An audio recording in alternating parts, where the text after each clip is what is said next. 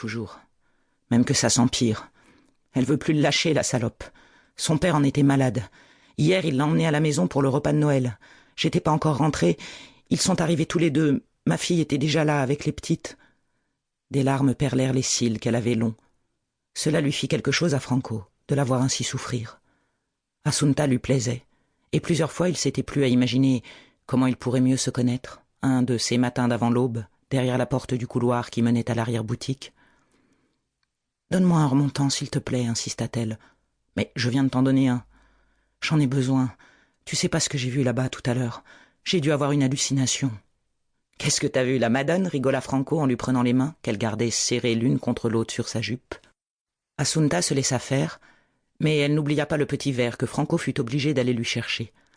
Elle posa un index sur ses lèvres, glissa les mains sur ses cheveux, les renoua derrière la nuque en un chignon vite accroché. Franco alluma une cigarette.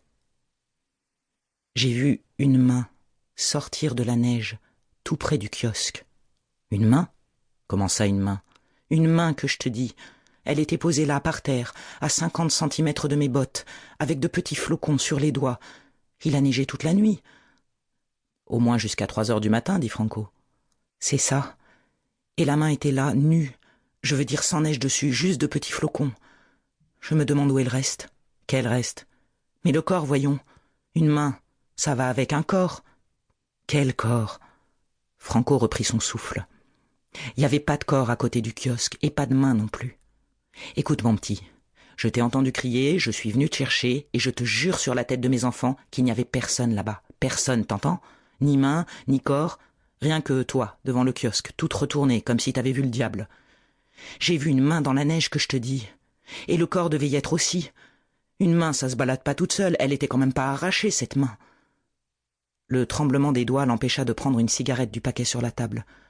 Franco lui en alluma une, la dévisagea, puis la lui posa entre les lèvres.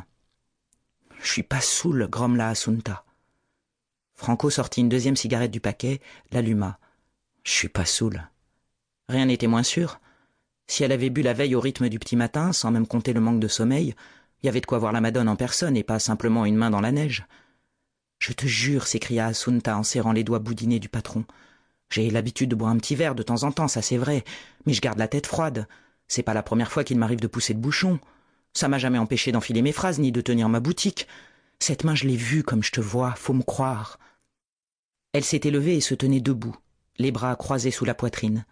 Le nez du patron, resté assis, se retrouva à hauteur de ses seins. Que ne pouvait-il y cacher sa tête et oublier cette main de malheur ? Il allait oser un geste quand Assunta s'exclama. « Une main que je te dis. Tu veux pas me croire ? Viens avec moi alors, je vais te la montrer, cette foutue main. Tu vas voir si j'ai eu une hallucination. » Elle lui prit le bras, il posa sa cigarette sur le cendrier et la suivit. Dimanche 26 décembre, matin. À 7 heures du matin, la place du marché était cernée par des barrages de police. Personne ne pouvait plus y entrer, à l'exception des résidents. Puisque c'était dimanche et jour férié de surcroît, le jour de la Saint-Étienne, cela ne causait pas trop de gêne, tout au moins au début. Mais le commissaire d'Innocenzo n'était pas rassuré. Ça changerait à coup sûr aux alentours de midi. Lorsque la nouvelle du 3e meurtre s'étant répandue dans le quartier, la petite foule de curieux viendrait grossir le mouvement des familles, se rendant les unes chez les autres achever les agapes de Noël, ce qui l'agaçait à l'extrême. Il s'attendait bien sûr à ce nouveau meurtre, et il n'était pas le seul. Mais il avait nourri l'espoir que les fêtes ne seraient pas arrosées du sang d'une nouvelle victime. La police en état d'alerte, le quartier sous contrôle, il y avait de quoi manger sa dinde sans s'étrangler de peur. Mais l'autre ne l'entendait pas ainsi, et avait voulu clore l'année à sa manière.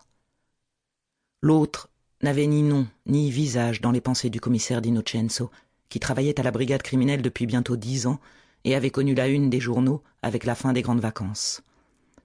L'événement à l'origine de cette publicité non souhaitée était de ceux qui marquent l'histoire policière d'une ville.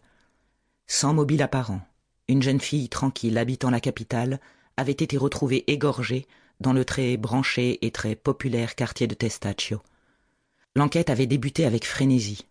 La police avait ratissé large, mais après avoir interrogé une centaine de personnes, elle n'avait pu en retenir aucune, même pas pour une garde à vue.